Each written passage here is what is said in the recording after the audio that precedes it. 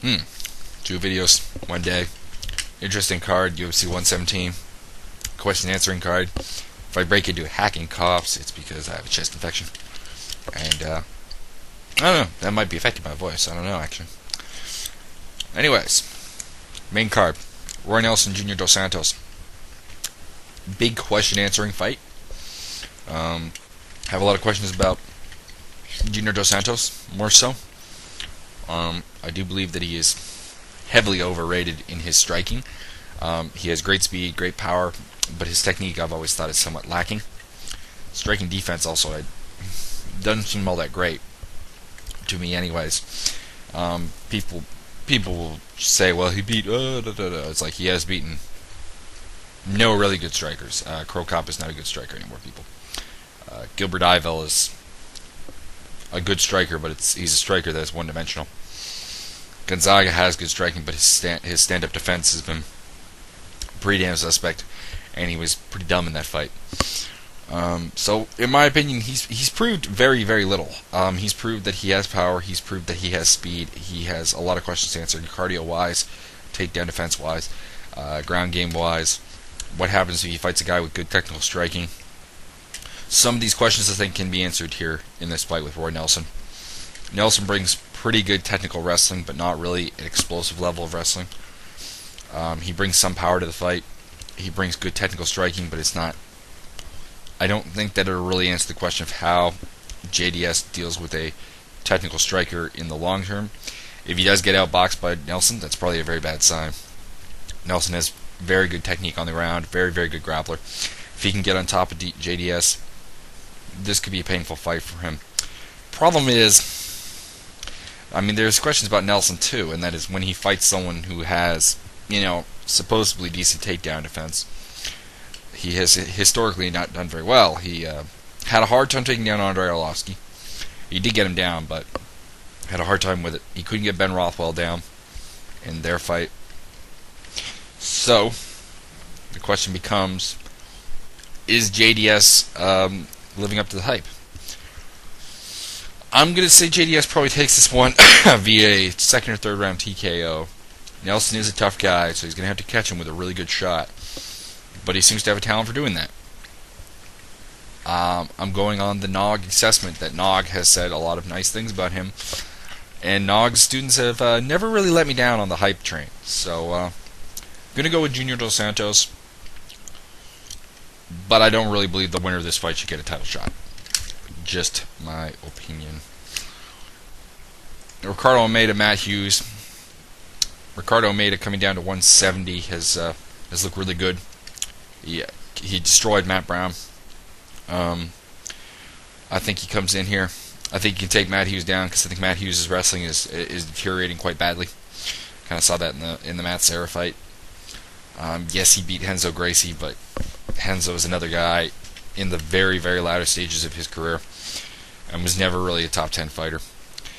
Almeida, I think, should be able to get this ground. He should be able to grapple Matt Hughes. He should be able to submit him. Second, maybe third round, Matt Hughes needs to really ponder the idea of retirement. I'm trying to figure out why the UFC is pushing for Chuck Liddell to retire and not him. I understand Chuck Liddell's getting knocked out more. But Matt Hughes' performances, in my opinion, have been pretty damn close to just as pitiful. And I think Almeida does him in.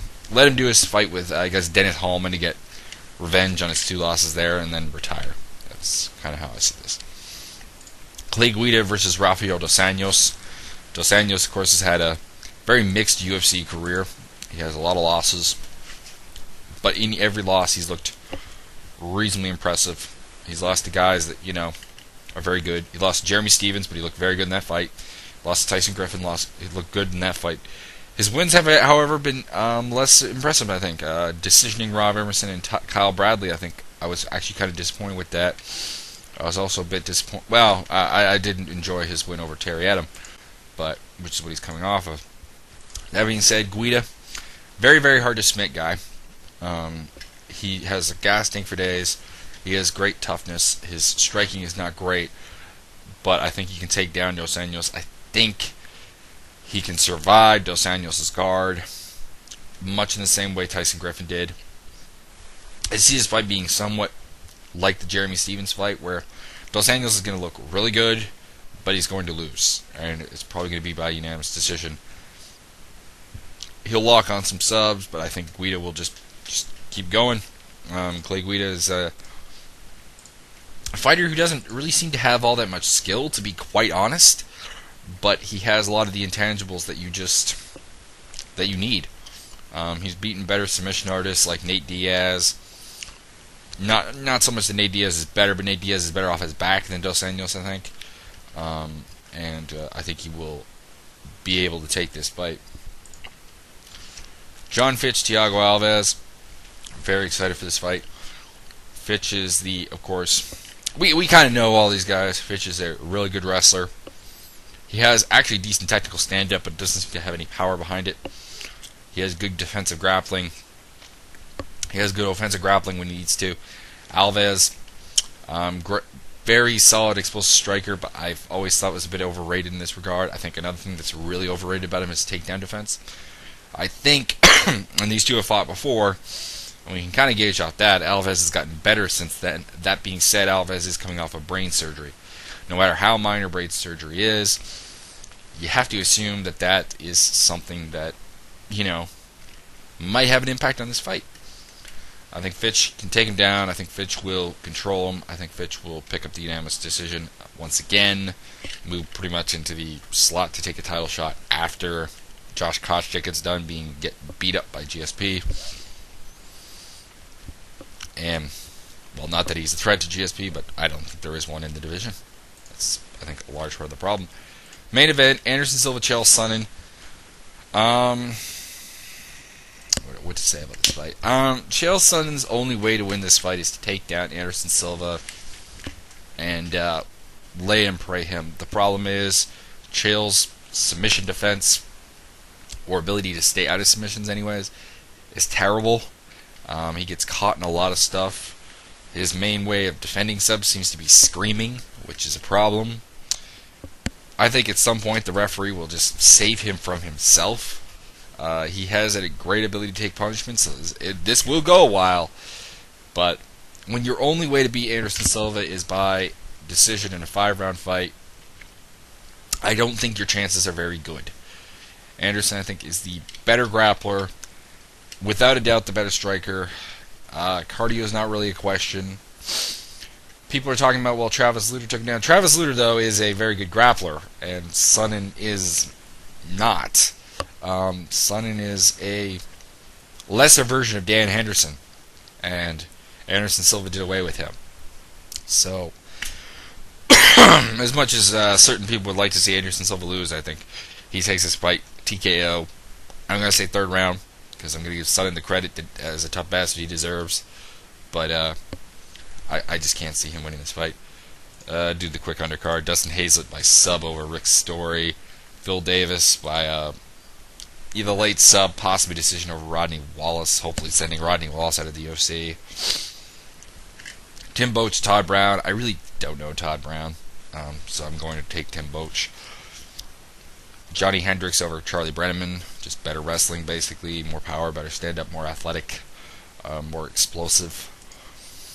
Stefan Struve, Christian Moorcraft. Really don't want to make a prediction on this fight. Christian Moorcraft is a guy that, he has some potential, but at 6 feet tall, he's too short for heavyweight.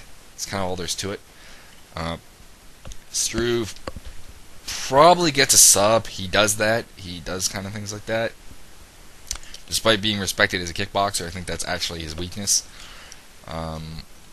But I still got to take him. And then Ben Saunders, Dennis Superman Hallman.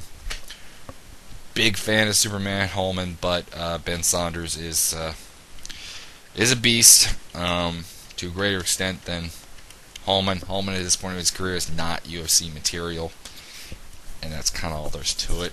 When he was UFC material, the UFC didn't really employ him. That's a bit of an interesting one.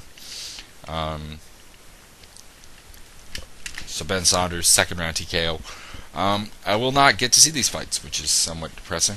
Or at least not live. I might catch a replay, because I'll be out of town. So, you also won't get my fights after this. But, Here's hoping for a solid night of fights for those of you that are watching, though. Anyways, later.